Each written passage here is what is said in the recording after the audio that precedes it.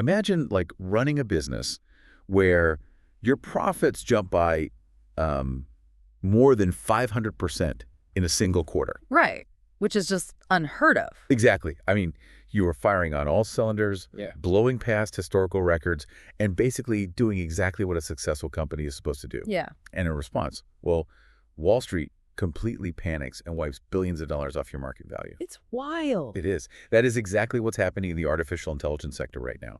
And, it honestly feels like the basic laws of financial physics are just entirely broken. Yeah, it creates this really fascinating psychological environment. I mean, we're taught that if a company invents something crucial, sells massive quantities of it and generates a huge profit, the stock chart should point up. Right. That's the basic math. Exactly. But we're looking at a market landscape today that just completely defies that logical equation. Well, welcome to the deep dive. Today, we are putting a massive, head-scratching paradox under the microscope for you. We're looking at a company that sits right at the beating heart of the global AI infrastructure boom. And that company is Micron Technology. Yep, Micron. So our mission today is to really pull apart this disconnect between the reality of what this company is actually doing and, well, the way the market is punishing them. Right. Like, is the broader market missing a massive, glaring opportunity here? Or is this violent pullback, the canary in the coal mine, for some impending AI hardware crash? To even begin answering that, I think we have to establish the baseline of reality for Micron's underlying business. Because, when we talk about this disconnect, you really have to understand just how robust their actual operations are right now. No, absolutely. The internal financial engine is running at a pace that is, frankly, it's difficult to comprehend. I was actually looking through the revenue figures before we started, and it doesn't even look like a traditional hardware manufacturer. No, not at all. The growth curve looks more like some software startup that just went viral overnight. The numbers definitely back that up. So over the trailing 12 months, Micron's revenue growth is sitting at nearly 167%. Wow. Yeah. And what's crucial here is that this isn't, empty, unprofitable growth. Which we see all the time in tech. Right, exactly, where companies just buy market share at a massive loss.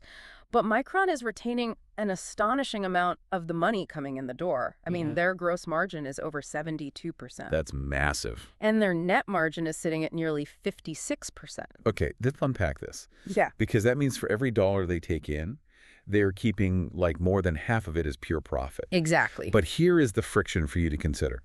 The stock went on an absolute tear over a 52-week period. It skyrocketed from, around $100 a share, all the way up to over $1,250. Yeah, roughly a 700% run. Which is insane. Yeah. But as we sit here today, the stock has plummeted back down to around $820. It took a nearly 35% haircut from its peak. A very sharp pullback. So we have this highly profitable company printing cash, and its price-to-earnings ratio, the PE, is currently sitting around 18. That feels incredibly cheap. It really does. It's like finding a brand new Ferrari on sale for the price of a Honda Civic just because it has a scratch on the bumper. Or like owning the only toll bridge out of town, but the stock is tanking because people are worried about like a pothole on the highway 10 miles away. That toll bridge analogy gets right to the heart of the valuation debate, I think, because a PE of 18 for a company growing revenue at 167% is, well, it's highly unusual. Right. Normally, investors are more than happy to pay a massive premium, maybe a PE of 50 or 60, for that kind of hypergrowth. But wait, I have to challenge that premise a bit. Sure, go ahead. An 18 PE sounds cheap on paper, right? But memory chips are notoriously cyclical commodities. If we're at the absolute peak of the AI hype cycle right now, an 18 PE isn't a massive value opportunity at all. You're saying it's a value trap. Yeah, exactly. Because if the AI bubble pops tomorrow, those underlying earnings are going to just fall off a cliff. And suddenly that PE ratio shoots up to like 100. So why isn't the market entirely justified in being terrified that a cliff is coming? That is the exact fear driving the sell-off. And to be fair, it's a completely valid historical concern, but you have to look at the structural defense Micron has built. Okay, how so? Well, that 56% net margin generates an absolute torrent of free cash flow. And this isn't just, money sitting idle in a bank account somewhere. It acts as profound financial armor. Right, because they can actually use it. Exactly. They're aggressively taking those profits and reinvesting them into expanding their manufacturing capacity for next-generation AI memory. And they're doing all this while strengthening their balance sheet. So they're building a war chest. Pretty much. You can see this reflected in their price-to-book ratio, which sits at over 9. That metric compares the market's valuation to the actual physical book value of the company's assets. Right, the tangible stuff. Yeah. A strong number there, driven by retained earnings, shows that the internal financial foundation is remarkably solid, even if the stock price is, swinging wildly day to day. Okay, so if the internal engine is structurally sound and printing cash like that, this 35% stock crash has to be driven by something completely external. It is. Something else spooked the herd. Yeah, the catalyst for this crash didn't even come from Micron itself. It actually originated halfway across the world from one of their primary competitors in South Korea. SK Hynix. Exactly, SK Hynix. This is the part of the data that I found completely baffling when we were prepping for this. So Wall Street analysts had built this model expecting SK Hynix to post 84 trillion won in revenue for their second quarter. Right, that was the expectation. SK Hynix releases their report, and they post 79 trillion won. So they missed the analyst estimate, and the market just, lost its collective mind. It really did. It triggered a massive sector-wide panic. The fear that AI demand was somehow softening immediately bled over into Micron and dragged the entire memory sector down with it. But here's the problem I have with that reaction. I dug into that SK Hynix report. Yes, they missed the 84 trillion won target, but their actual profit increased by 557% compared to the previous year. Yeah, the profit jump was staggering. Wait, how does a company increase profits by over 500% and the market treats it like a catastrophic failure?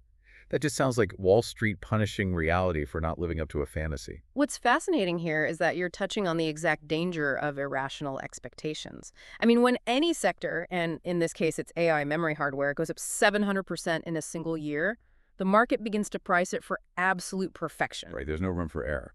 Exactly. A 557% profit increase is a historical anomaly. It represents incredible, almost flawless business execution. But because the market had baked in expectations of perhaps 600 or 700% growth, that slight revenue miss just shatters the illusion of infinite scale. And it wasn't just the raw numbers either.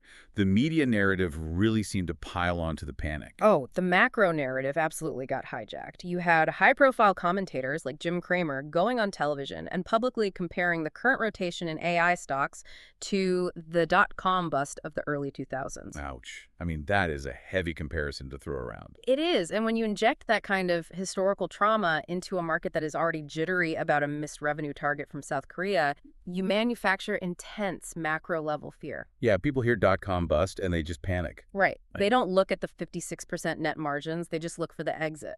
But how much of this downward pressure is actual human panic, and how much is just algorithmic trading programs reacting to keywords and momentum? Because, when I picture a stock dropping 35%, I picture traders screaming on the floor, tearing up tickets. Well, that brings us to one of the most revealing data points in this entire scenario. It's the trading volume. Okay.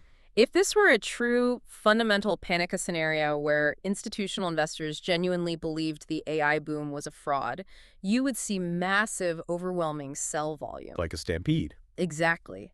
But if you look at the volume during Micron's 35% sell-off, it is actually running relatively low. It's below average at just 0.87 times the normal trading volume. Wait, so the stock is plummeting, but the actual number of shares changing hands is lower than usual. Precisely. It indicates a distinct lack of frantic panic selling compared to the earlier frantic buying. That's interesting. Yeah, when the stock was rocketing up to over $1,200, the buying was high-volume euphoria. Everyone had to get in. But the selling we are seeing now is a slow, volatile bleed. So the buyers just disappeared. Essentially, yes. Buyers have stepped back to see what happens next, creating a vacuum. The price drops because there is no one there to catch it, not because there is a massive wave of sellers rushing for the exits. It creates a classic wall of worry for a fundamentally strong company. So the market is basically holding its breath, which means we need to look at what Micron actually physically produces to see if they can survive this vacuum. The cliche we always hear with AI is that during a gold rush, you don't mine for gold, you sell picks and shovels. Right, the classic analogy. Yeah, so NVIDIA makes the GPUs, the graphics processing units, which are the picks, and Micron makes the memory, which are the shovels. It's a catchy analogy for sure, but it drastically oversimplifies the reality and understates the complexity of what Micron's actually doing. How so? Well, a shovel is a simple tool that anyone can manufacture.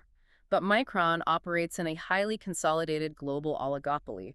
They basically share the market with only two other major players, Samsung and SK Hynix. But if the gross margins are over 72%, why aren't dozens of new startups jumping in to make HBM? I mean, what is actually stopping some Silicon Valley venture capital firm from funding a competitor? What stops them is an immense multi-billion-dollar barrier to entry. Micron's primary competitive moat isn't just brand recognition. Their moat is scale and highly specialized IP. Intellectual property. Yes. We're talking about the complex manufacturing of DRAM, NAND, and specifically advanced packaging for next-generation HBM. HBM, high bandwidth memory. This is the stuff that goes directly into the AI servers, right? It is the absolute lifeblood of the AI server. AI accelerators, like NVIDIA's most powerful GPUs, absolutely cannot function without massive amounts of this specific memory. Why is that? Because a GPU is a phenomenal processing engine, but to train an AI model, that engine has to chew through mountains of data in fractions of a second. If the memory feeding that data to the processor is too slow, the GPU just sits there idle. It starves. Wow, okay. Yeah, and HBM solves this bottleneck. They do it by vertically stacking memory chips on top of each other and connecting them with microscopic wires, which allows massive amounts of data to flow simultaneously. Stacking them vertically. Yeah. That sounds like building a microscopic skyscraper instead of a sprawling suburb just to save space on the motherboard. That is a brilliant way to visualize it. And the advanced packaging required to build those microscopic skyscrapers at mass scale, ensuring they don't overheat or fail under intense electrical loads. Well, the technological expertise required is staggering. So you can't just hack it together in a basement. No, a startup cannot simply rent a garage, write some code, and start building HBM chips. It requires tens of billions of dollars in upfront capital. It requires decades of specialized intellectual property. And massive factories, I assume. Exactly, the fabrication plants that take years just to construct. That immense capital intensity is the moat. It secures Micron's market share because new competitors literally just cannot afford the price of admission. Okay, so they have an impenetrable fortress of a business model. They're producing a product that the AI revolution fundamentally cannot function without, and they're printing cash. Correct. Which leads me to the people who know this business better than anyone, the insiders. Because here's where it gets really interesting. The data on what the executives at Micron are doing with their own personal stock right now is totally contradictory. The insider trading data is definitely presenting a paradox that we need to unpack carefully. I'll say. Because over the last 90 days, there were 112 instances of insiders selling shares and only 3 instances of insiders buying. Right. That results in a net negative of over 132,000 shares sold by the people inside the house. Yet at the exact same time, the symptom-based indicators flag something called the insider MSPR, the management sentiment positive ratio, with a perfect score of 100. Which is strongly positive. Yeah. So how can insiders selling over 130,000 shares possibly be interpreted as a bullish signal? That sounds like mental gymnastics. Are they just dumping their bags on retail investors before the crash? I understand why it looks that way on the surface, but this is a vital lesson in reading the tape versus reading the headlines. You have to separate the sheer volume of the trades from the context. Okay, what's the context? The massive sell volume, those 132,000 shares, is really just standard, almost mechanical profit-taking. Keep in mind, this stock had a historic 700% run. Right, from 100 to over 1,200. Exactly. Many of these executives have a massive portion of their personal net worth tied up in stock options that were granted when the company was valued vastly lower. Selling a portion of those shares to diversify their personal wealth after a life-changing gain is simply prudent financial planning. Ah, so it's not a panic sell. No, it's an automated process for most of them. It's not a referendum on their belief in the company's future. So it's the equivalent of like a gambler taking their initial stake off the table after a massive winning streak, but leaving the rest of their chips in play. A very conservative gambler, yes. But the MSPR score, that management sentiment positive ratio of 100, looks deeper. It analyzes the quality and the underlying pattern of the remaining transactions. What does that mean exactly? It looks at who is holding, what the options activity looks like, and the lack of panic selling among the core leadership. And that underlying footprint strongly points to bullish confidence from the management team. And that confidence might be tied to a massive piece of speculative chatter that's floating around the semiconductor industry right now. Oh, the 2026 rumor. Yes, there are unconfirmed rumors pointing toward a potential structural supply constraint for high bandwidth memory hitting in late 2026. This is a crucial dynamic to understand because it completely flips the current market narrative. Right. Right now, as we discussed with the SK Hynix panic, the market is terrified that AI spending by the major tech companies might slow down. But if we look out to late 2026, the rumor suggests the exact opposite problem. That there won't be enough supply. Exactly. The production capacity for these highly complex HBM chips simply won't be able to keep up with the physical demand of the next generation of AI development. Wait, let me make sure I follow the mechanics of this. Yeah. If you have an oligopoly of 3 companies, Micron, Samsung, SK Hynix, and the entire tech sector desperately needs their product, but there physically isn't enough of it to go around. Then the pricing power shifts entirely, 100% to the sellers. Wow. If an AI supply shock hits in 2026, those 3 companies can essentially dictate their terms. We could see HBM prices driven significantly higher. And if prices go up while their manufacturing scale becomes more efficient, those gross margins of 72% could blow even wider. That is wild. Okay, we have put a massive amount of data on the table here for you today. We've got a company with hyper-growth fundamentals. We have a sentiment panic triggered by a competitor. Right. We have an impenetrable, capital-intensive technological moat. We have insiders mechanically taking profits but maintaining a fundamentally confident posture. And we have rumors of a massive supply shock 2 years out. It's a lot to weigh. It is. So weighing all of this, how should you look at the ultimate risks and rewards right now?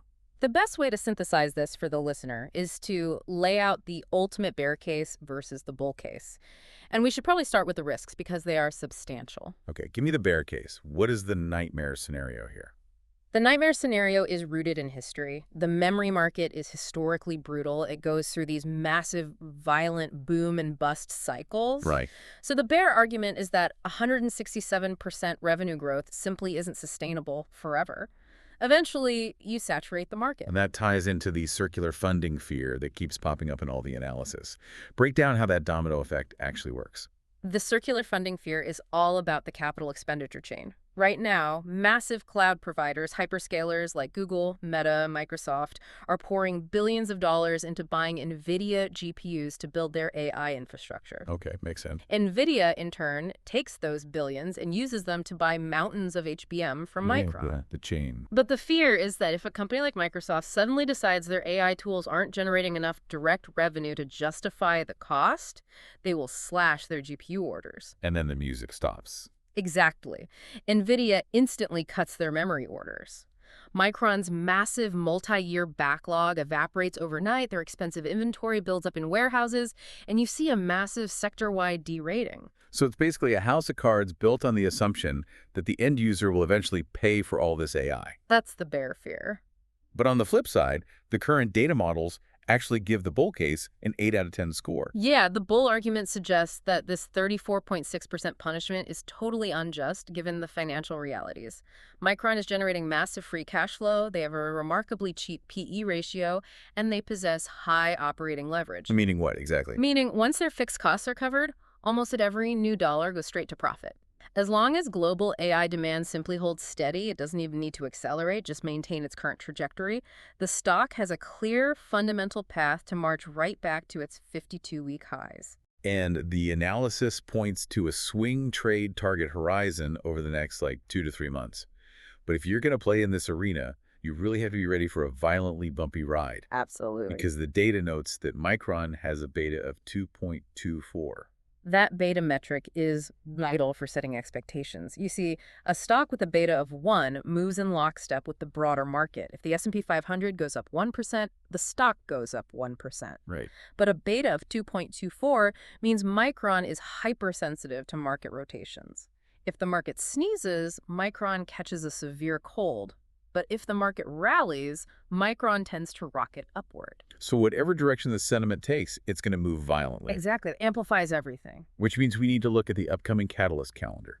What are the specific tripwires, the actual events over the next quarter that could trigger those violent moves? There are 3 main catalysts you need to watch. First is the broader macroeconomic picture, specifically the Federal Reserve policy meeting happening this week. Wait, why does a semiconductor company care about the Fed? Because of that massive capital expenditure we talked about earlier, building fabrication plants requires taking on huge amounts of debt. Interest rates. Exactly. High interest rates make that debt incredibly expensive, which compresses the valuation multiples of capital-intensive businesses. High beta tech stocks like Micron are hypersensitive to this. So what are we looking for? Any dovish surprises from the Fed? Any hint that they are lowering interest rates faster than Wall Street expects makes borrowing cheaper and could spark a massive relief rally for these AI hardware names. Okay, so watch the Fed for macro relief. What is the second catalyst? The second is the company's own report card. Micron's fiscal Q4 2026 earnings report, which typically lands in late September. What are we listening for on that call? For that call, you want to listen closely for a specific metric, HBM attach rates. That tells you exactly how much of their specialized memory is being permanently attached to next-generation GPUs. Okay. You also want to listen for their forward guidance on traditional DRAM pricing, because while AI is the exciting part, traditional memory for PCs and smartphones is still a huge part of their legacy cash flow. And the third tripwire. Keep a close eye on upcoming industry semiconductor conferences and AI summits. These events are where companies like Micron tend to casually announce new HBM design wins or exclusive supply contracts with major players. Right, the PR bump. Yeah, and in a market desperate for confirmation that AI demand is real, those announcements always move the needle. So what does this all mean for the listener? I guess you really have to try to filter out the noise. When you have an algorithmic panic because a competitor missed a revenue target by a fraction, it's easy to get swept up in the doom and gloom. It is. But you have to weigh that psychological fear against the undeniable physical reality of global AI hardware demand over the next quarter. If we connect this to the bigger picture, that is the ultimate takeaway. You have to separate the day-to-day volatility of a high beta stock from the actual structural execution of the business. Because a 557% profit increase is still a massive success, no matter how much Wall Street models complain about it. Right. So, to wrap this deep dive up, the core thesis is this. Micron Technology is a fundamentally booming company. They are experiencing hypergrowth, they're printing free cash flow, and they're protected by a capital-intensive technological moat that is almost impossible for a new entrant to cross. Exactly. But they are currently caught in the crossfire of a sentiment panic. The broader market is terrified of a cyclical hardware bust, resulting in this fascinating technical pullback where you have a wildly successful foundational AI company trading at a steep discount. It really serves as a fascinating case study in how market psychology can temporarily override business fundamentals. And, it raises a broader, more philosophical question that I want to leave you with today. Let's hear it. We spent a lot of time discussing the cyclical nature of memory chips, the historical booms and busts driven by PC sales or smartphone upgrades. But as artificial intelligence becomes permanently embedded in every single digital tool we use, like software, logistics, everything. Exactly. From the software on our phones to the logistics networks of global shipping to the power grids themselves, we have to ask ourselves, are companies like Micron transitioning? Are they evolving from being highly cyclical tech manufacturers into the new permanent foundational utilities of the 21st century? That's an interesting thought. Right. And if they are becoming the equivalent of the electric company for the AI age, how does that fundamentally change how we value them going forward? That is a brilliant way to frame the future. Are they the new utilities? Just a high-performance engine doing the heavy lifting of a modern power grid? Well, thank you for joining us on this deep dive. Keep looking past the panic, keep questioning the headlines, and we will catch you next time.